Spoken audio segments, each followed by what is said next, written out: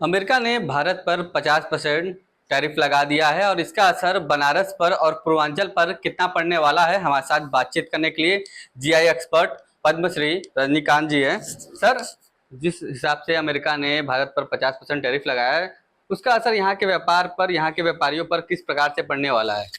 देखिए, बनारस प्राचीन काल से व्यवसाय का बहुत बड़ा केंद्र रहा है और चाणक्य ने भी अपने अर्थशास्त्र में बनारस के व्यवसाय का उल्लेख किया है, बनारस की कार्यप्रणाली का उल्लेख किया है।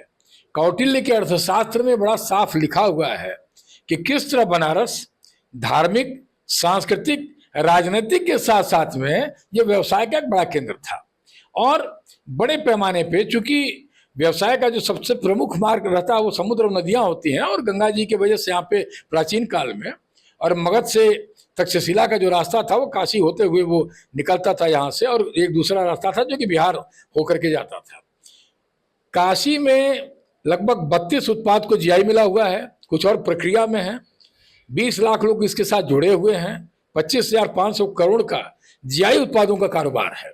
हम दूसरा और उत्पाद की बात नहीं कर रहे हैं। और ये सारे वो उत्पादन जो एशियन टाइम के हैं, प्राचीन समय के हैं। तो बनारस का जो बाजार है बड़ा डाइवर्सिफाइड है। यहाँ का सबसे बड़ा बाजार पहले यूरोप में है। यूरोप के बाद में यहाँ का जो बाजार है वो गल्फ कंट्री में है, जो खाड़ी के देश हैं, जिसमें कि दुबई है और सऊदी अरब से लेकर के और अबू धाबी और ये सारे जो देश शामिल हैं। तीसरा साउथ ईस्ट एशिया कंट्री बहुत बड़ा बाजार है। वो सिंगापुर है, बैंकॉक है, मलेशिया है और श्रीलंका है, फिलीपींस है, यहाँ तक कि चाइना और पाकिस्तान, बांग्लादेश भी शामिल है उसमें। तो ऐसी स्थिति में अमेरिका में कारपेट का काम है, ग्लास बीड्स का काम है यहाँ से, और जेम्सस्टोन ज्वेलरी का काम जो है वो मूलतः सूरत से ज्यादा है, राजस्थान के हिस्से से ज्यादा है।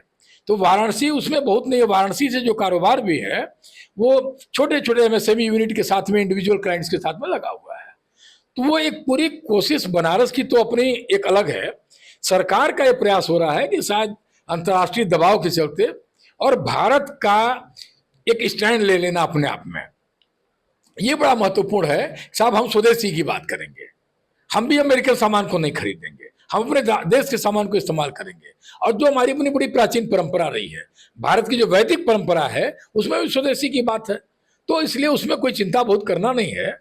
आप ये समझिए कि जिस दिन भारत के लोगों ने अमेरिकी सामानों का बहिष्कार करना शुरू कर दिया, उस समय अमेरिका की क्या स्थिति होगी। और अभी तो अमेरिका के कोर्ट ने भी कह दिया कि यह गैर कानूनी है, ट्रंप सरकार ने मनमानी किया है या हठधर्मिता है 50% टैक्स लगाना। तो इसलिए हम लोगों को बहुत चिंतित होने की आवश्यकता नहीं है। माननीय विदेश मंत्री और माननीय प्रधानमंत्री जी निरंतर बाहर के संपर्क में है। प्रधानमंत्री जी तो आप देखिए कितने देशों की तत्काल यात्रा पे हैं, उसमें भी उन्होंने संपर्क किया था।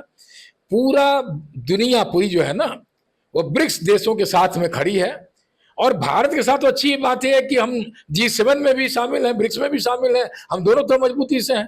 तो हमारा बाजार खुला हुआ है।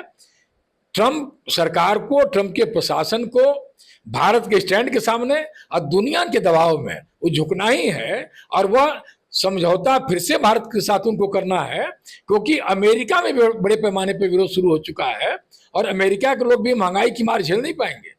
भारत तो सहिष्णु देश है, वो तो झेल भी लगा। वहां तो लग्जरी लाइफ जीने वाले लोग हैं, जहां सामान महंगा मिलेगा। अच्छा, बनारस की बात करें, पूर्वांचल की बात करें, तो यहाँ से जो कालीन वगैरह का उद्योग अमेरिका में बड़े पैमाने पर होता है, साड़ी है, गुलाबी मीनाकारी है, तमाम जो उद्योग है, तो उन पर क्या कुछ असर पड़ने वाला है? देखिए, हम आपको बताएं कि यहाँ पे साड़ी के उद्योग पे तो बहुत असर नहीं होगा। ब्रोकेट का सामान है, कपड़े हैं, होम फर्निशिंग के आइटम है, उस पर थोड़ा बहुत असर पड़ेगा। कारपेट पर असर पड़ेगा, क्योंकि कारपेट एक बड़ा बाजार है और अमेरिका के लिए, इसमें कोई संदेह नहीं है।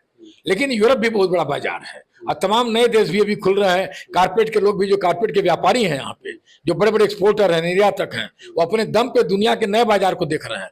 पहले लोग सोचते थे कि गल्फ कंट्री में कारपेट की जरूरत नहीं है, गर्म देश है।